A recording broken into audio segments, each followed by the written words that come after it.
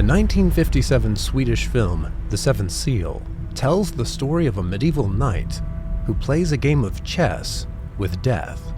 If he can win, then he gets to live. But it soon becomes apparent that this game is not so much an attempt to escape death, as it is an attempt to pierce into the mysteries of the universe, to find out what happens to us after we die, and to know the answer to the ultimate question: is there a God? And does he care? If there is nothing after death, then for some reason our first instinct is to feel that all of our life now and all of the life that we've lived before is meaningless.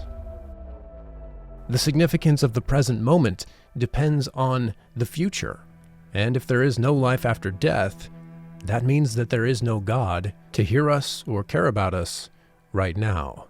On the other hand, if there is something after death, then why is it so mysterious? If there is a God, why has he not shown himself to us or made himself an undeniable certainty? Why doesn't he speak to us right now? The title of the film, The Seventh Seal, refers to the silence of heaven, and the film goes out of its way to make this very clear, even quoting the verse in the book of Revelation that the title refers to. What's interesting about the knight is that even though he never finds certainty of God, he also never truly rejects God either, even if he might want to. Varför kan jag inte döda Gud inom mig? Varför lever han vidare inom mig på ett smärtsamt och förödmjukande sätt, trots att jag förbannar honom och vill vräka ut honom ur mitt hjärta? Varför är han trots allt en jäckande verklighet som jag inte kan bli kvitt? He continues to wrestle between doubt and faith. The Knight is a fascinating picture of how the search for certainty leaves a person in intellectual limbo. Because even though the Knight may not have certainty that God exists, he also does not have certainty that God does not exist. While the Knight remains conflicted between doubt and faith, the Knight's Squire is a different story. He is a decided atheist. For the Squire, the silence of heaven is not a source of uncertainty, but of certainty. For him, silence speaks. When the Squire finds a dead body, the silence of that body tells him that the person is dead. Ingenting just. Varst du? Nej, det kan man inte säga. Jag skulle snarare vilja påstå att han var högeligen vältalig. Jaså? Ja, vältalig. Men talet han höll var dystert. Det måste man säga. And in the broader scheme of things, the silence of heaven tells the Squire that there is no God. If there were a God, he would take care of the helpless and the innocent on the earth, like the young girl who is being executed for being a witch. And if something like that can happen in this world, then there must not be any kind of God who could stop it. Jag har upptäckt tomheten under månen. Nej. Vi står maktlösa med hängande armar. För vi ser det hon ser. Vår skräck och hennes ensamma.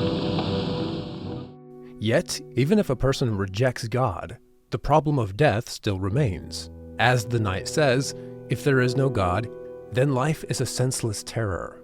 And the Squire responds to the void of death with physical pleasures and sedation, even offering the Knight an herbal drug to help him peacefully accept death without pain or fear.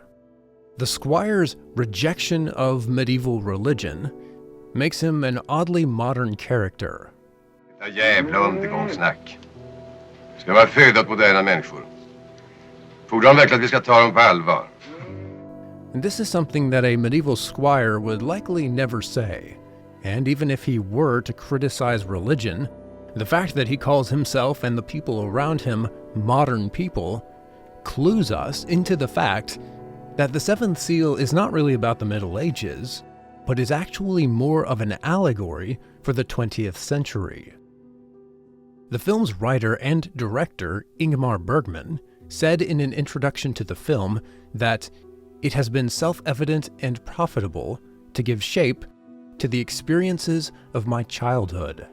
I have been compelled to express the current dilemma.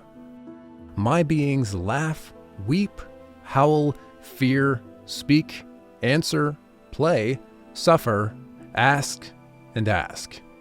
Their terror is the plague, Judgment Day, the star whose name is Wormwood. Our fear is of another kind, but our words are the same. Our question remains. Much like his tortured knight, Bergman is a conflicted case in himself, torn between doubt and faith. While raised in a devout Lutheran home, he claims to have lost his faith at some point in his childhood. Yet, in 1961, he reportedly signed his script for Winter Light with the letters SDG, Soli Deo Gloria, the Latin for "to God's glory alone."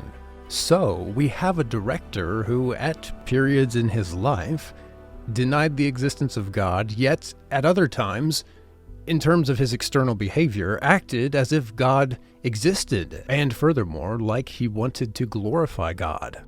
Though he certainly could not be considered an Orthodox Christian, Bergman consistently resorted to Christian language, Christian categories, and symbols to express himself and his conflicts.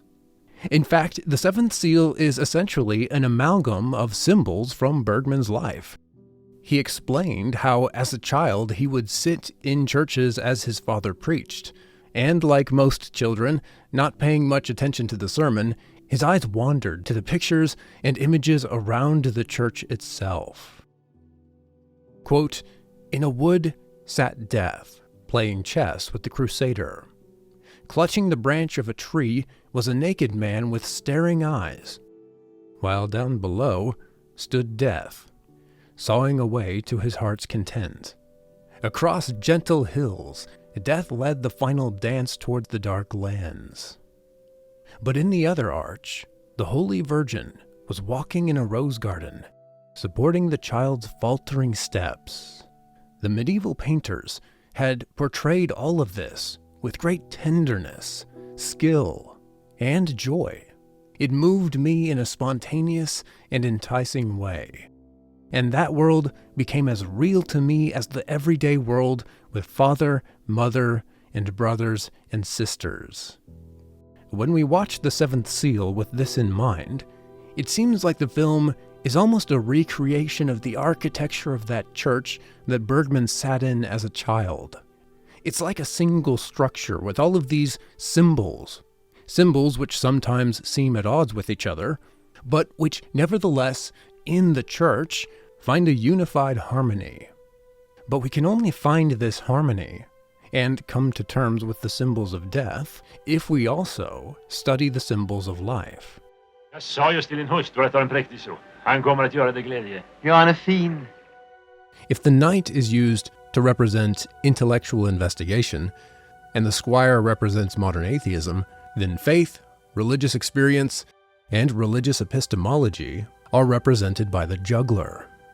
While the knight and the squire find the universe to be a black void of silence, the juggler, in a surprising turn, actually sees heavenly visions, specifically a vision of Mary and the child Jesus. And while the film does cast doubt on the juggler's reliability, the vision itself is filmed in such a way that leaves little doubt, but that he really does see Mary and Jesus, which only makes the meaning of the film all the more complicated. If God seems silent and hidden to some characters, why does God reveal himself to this juggler? What does the vision mean? And is the vision legitimate? Nej, det var inte någon syn heller. Det var allt som verkligt. Ja, det var det. Inte som verklighet som du ser, utan en annan sorts verklighet. Well, regarding the meaning of the vision, we can say that, in contrast to the death and suffering of the plague, the vision of a mother and a child represent life, love, and happiness, and the ability to smile, even in a grim world.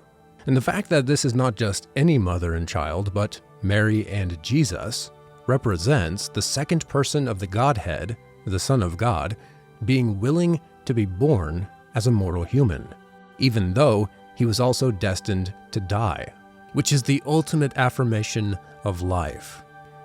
in all of its stages, from being a baby in the womb to being a man, from a child being taught by its mother to an innocent man being executed. The juggler's family, Joseph, Mia, and Michael, mirrors the Holy Family of Joseph, Mary, and Jesus, and thus mirrors the divine affirmation of life, even in suffering, although the name Michael invokes the Book of Revelation, which obviously has special significance to this particular film. The juggler's family, each of whom mirror someone in the Bible, serve as a collective sign to the knight when he meets them on a bright sunny day. For a moment, the torment of faith disappears over a simple meal. Two are better than one, and a happy family simply make the doubts around life cease, in contrast, for example, to the heartbreak that surrounds philandering. It is not life that tortures people, or even death, so much as it is lonely, isolated individuals who torture themselves. Oroar sig för så mycket. Det är alltid bättre när man är två. Har du ingen att vara tillsammans med? Jo, det hade jag nog. And when 2 or 3 people live well together, the existential problems seem to melt away. Life does not need to be further justified whenever we are mirroring God and bringing life into the world ourselves. And a happy family, which is happy even in the darkest times, becomes a kind of faith by proxy for the one who wants to believe. In the light of the good, questions become irrelevant. Notably, the juggler says that when Jesus and Mary disappeared, there was great stillness everywhere, in heaven and on earth. So we have yet another perspective on silence. Rather than representing uncertainty or the absence of God, here, silence represents the opposite, a serenity which perhaps mirrors the glassy sea of heaven. Rather than thinking God is silent, the juggler writes songs about how doves sing about Jesus. Hon sjunger så fagert om Jesu Krist, I himmelen är en stor glädje. And this too ties back into the book of Revelation, because according to Revelation 5, every living creature praises Christ. Quote, "And I heard every creature in heaven and on earth and under the earth and in the sea and all that is in them saying, To him who sits on the throne and to the Lamb be blessing and honor and glory and might forever and ever." This heavenly scene is crucial to the film because it's here that Jesus, the Lamb, is being given the scroll that is sealed with 7 seals. And the scroll itself is a sentence of judgment on the earth, similar to a sentence that a judge might pronounce on a convicted criminal. Each time one of the seals is broken, the author of Revelation, John, sees a new vision. The first 4 seals reveal what are often referred to as the 4 horsemen of the apocalypse, which represent war, conflict, and economic inflation, as well as the 4th horseman, who is Death himself, seated on a pale horse. These 4 horsemen are given authority to kill 1/4 of the earth with war, famine, disease, and wild beasts. With the 5th seal, we see in heaven all of the souls of the people who had been killed simply for being Christians, souls who cry out for justice. And when the 6th seal is opened, the natural world convulses, the earth quakes, and wicked kings try to hide themselves from the wrath of the Lamb. And finally, with the opening of the 7th seal, heaven goes silent, in preparation for the horrors of God's judgment, but only for half an hour, a half hour which is then followed by thunder, rumblings, lightning, and earthquake. So while modern critics take the 7th seal to be a reference to the silence of God, in the book of Revelation itself, this is obviously not the intended meaning. The silence of heaven is not an indication that God does not exist or even that he has hidden himself, but rather it is a response to the sin of mankind, which God is about to judge. While it is easy to focus on the theme of death in The Seventh Seal, we can't overlook the fact that of all the things Bergman chooses to show us in this exploration of mortality and the meaning of life, there is quite a bit of sin. Vårt belåtna högmod. Därför sände han dig. Pride. Selfishness. Hans värld är en jönsvärld. Trovärdig för ingen utom för honom själv. Greed and theft. Lust and adultery. The Squire has assaulted women so much that he's tired of it. And of course, we can't overlook the wrath and the sadism. Tänker du göra mig illa? Varför det? Even though all of these people are afraid of the plague, it's kind of hard to pity them when we see how they treat an innocent person. The Juggler is like a simple, foolish Christian who, for seemingly no rational reason at all, is picked out to be treated cruelly even though he has done nothing wrong. And we are reminded that war, pestilence, and silence are God's way of responding to the way that the people of the world treat each other. So, if this film is an allegory for the 20th century, then we can say that the Seventh Seal likely has a double meaning. On the one hand, it does represent what seems to be the silence of God. But on the other hand, the Seventh Seal is also a reference to the way that God reveals himself in silence. Specifically, silence is God's response to the sins of the earth. In the silence, God is speaking. If the modern era rejected God en masse, then what would we expect the response of God to be? More revelation? If a knight wants to rip God out of his heart, why would we assume that if there is a God, that God would reveal himself to such a man? With these two meanings in mind, we can begin to make sense of the end of the film, which seems both tragic and optimistic. On the optimistic side, the Juggler and his family are able to escape from death, at least for the time being, but not before the Juggler sees a final vision of the knight's company being taken by death into the dark lands. Even though the knight called out to God for mercy in his final moments, both he and his squire, who defiantly rejected God, both go to the same place, which seems quite tragic. But I believe that we can gain insight into these final moments through Bergman's autobiography. In chapter 24 of his autobiography, Bergman says frustratingly little about the Seventh Seal, but his brief comments on the origin and production of the film come in the middle of a stream of consciousness series of events from Bergman's childhood and later adulthood. For example, when young Ingmar and his father were out cycling in the countryside on a Sunday afternoon, they were overtaken by a storm, and they took shelter in an old barn, in much the same way that the knight's group takes shelter in his castle. We sat on a huge beam and looked out through the open doorway. A tall birch on the slope outside was twice struck by lightning, smoke pouring out of its trunk, and the foliage swinging about as if in torment, the roar shaking the ground. I sat huddled close to Father's knee. His trousers smelt wet. His face was soaked, and he wiped it with his sleeve. "Are you scared?" Father asked. I said I wasn't scared, but I thought, perhaps this is the last judgment, when the angels blow on their trumpets and the star called Wormwood falls into the sea. I had indeed denied the existence of God, but I did not think I would be punished, because God the Father, with Jesus on his right hand, would see to it that I was hidden. This is one of those experiences from his childhood that he wanted to give shape to, and which is being artistically recreated in the knight's castle. The last judgment has come, Wormwood has fallen, and each person responds to death in their own way.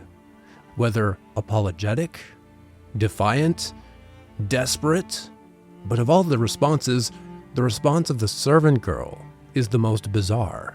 she doesn't look frightened or defiant, but excited. And though she has said nothing in the entire film up to this point, and some even consider her to be mute, she now speaks, saying, "It is finished," which seems apropos of nothing. Does she mean that she is happy that life is finished? After all, in a published edition of the film's script, the line is translated as, "This is the end." But when I personally tried to translate the line myself, the translation came up as, "It is completed."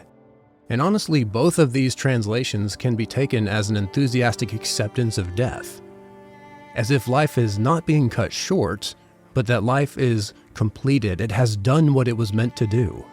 However, to me, this line really only makes sense as a reference to the famous last word of Jesus, tetelestai, which for the Greek nerds out there, teleo can be translated both as to complete, to finish, or to end. And so Jesus' last word has traditionally been translated as, "It is finished." When he spoke these words, Jesus was not just talking about the end of his life, but rather he was completing the establishment of a new covenant with his death, the blood of the covenant which was poured out for many for the forgiveness of sins. Death was the vehicle of judgment, as it is in Revelation. But Jesus was not being judged for his own sin, but for the sins of everyone who would become members of his covenant and who would believe in him.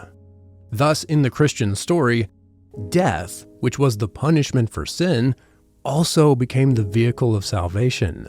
And that seems to be what we are seeing here with the servant girl.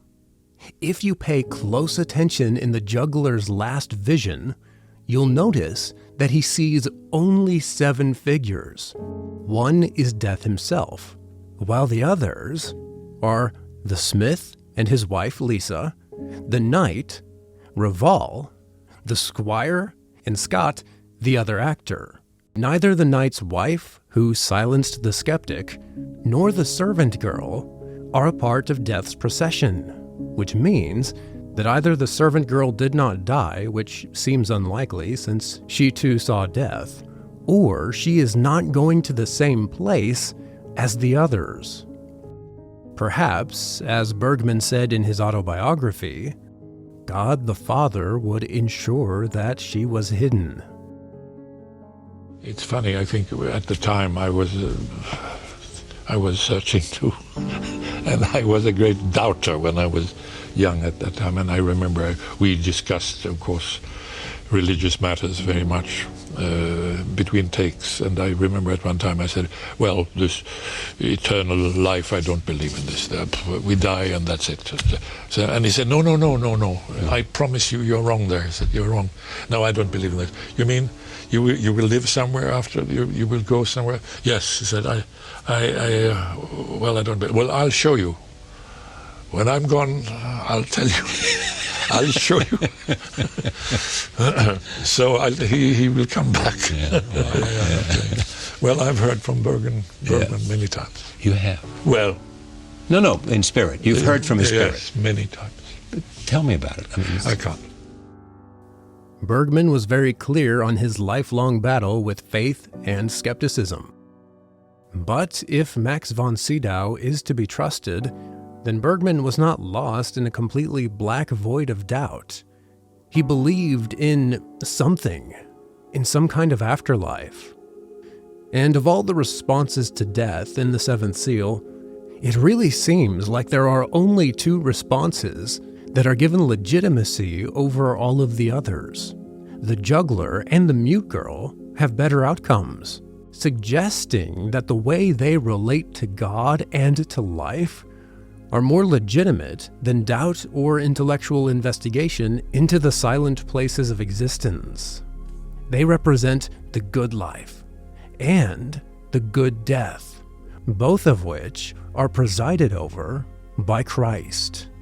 Here, there is a different kind of silence, the silence of the revelatory vision, the silence that believes redemption has already been accomplished through the darkness of death, the silence of faith. He said, My intention has been to paint in the same way as the medieval church painter, with the same objective interest, with the same tenderness and joy. If I am asked what I would like the general purpose of my films to be, I would reply that I want to be one of the artists in the cathedral on the Great Plain. I want to make a dragon's head, an angel, a devil, or perhaps a saint, out of stone. It does not matter which, it is the sense of satisfaction that counts. Regardless of whether I believe or not, whether I am a Christian or not, I would play my part in the collective building of the cathedral.